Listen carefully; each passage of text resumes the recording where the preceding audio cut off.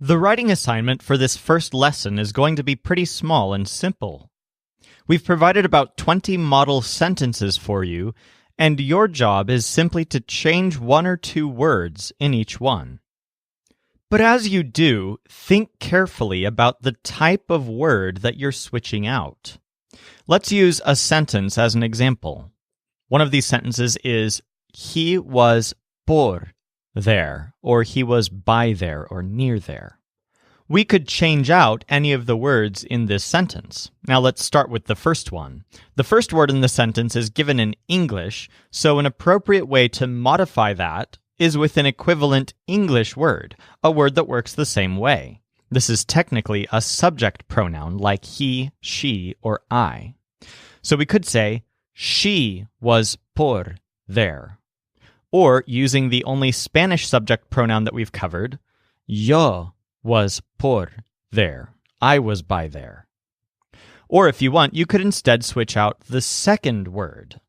He is por there. Or he will be por there. That works because is and will be and was are all exchangeable with each other in English.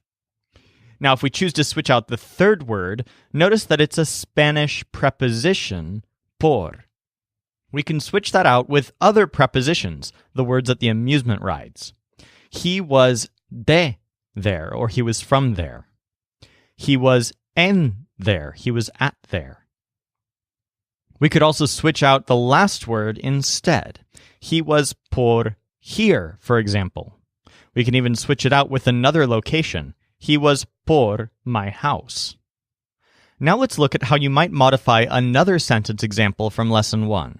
The child was from another world, or el child was de another world. We could switch out the last word here. Instead of another world, we could say another place. Or we could switch out the beginning with a different article, la, instead of el, and a feminine person. So, la woman was de another world.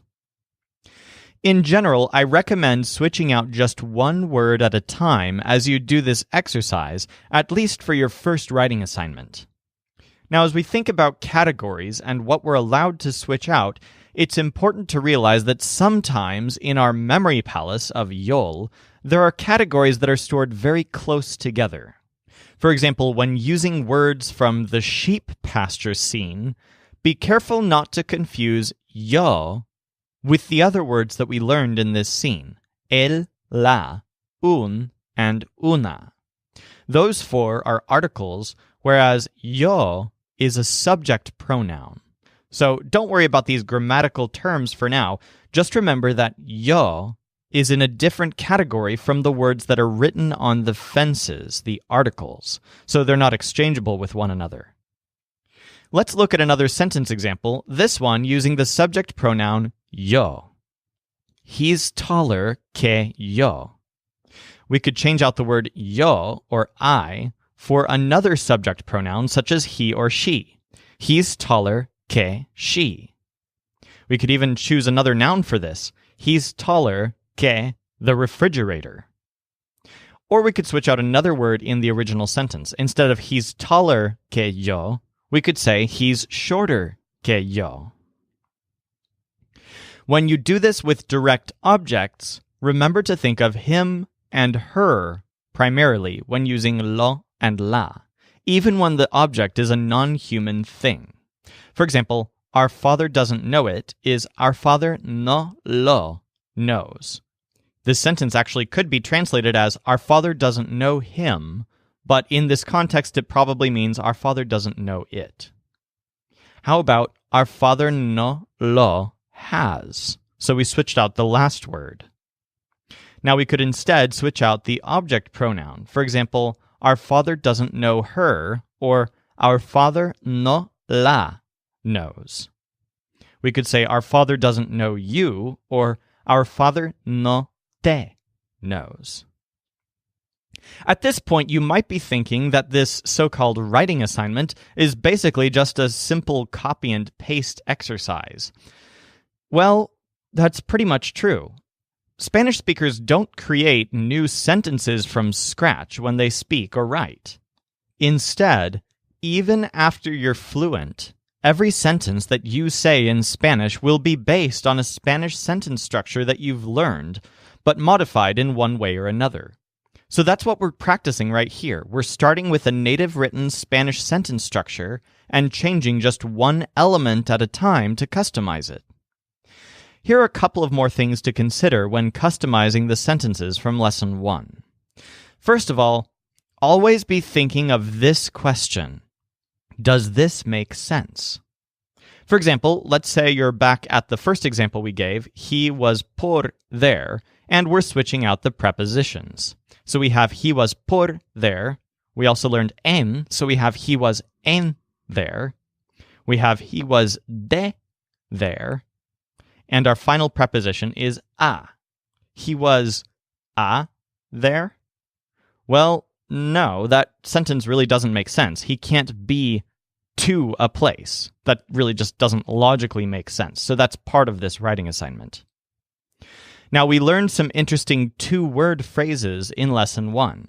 We learned el que and la que, which mean the one that. We also learned the question por qué, literally because of what, which is how Spanish speakers ask why. So first of all, when you use the one that, try to think about whether the thing that you're referring to should be masculine or feminine.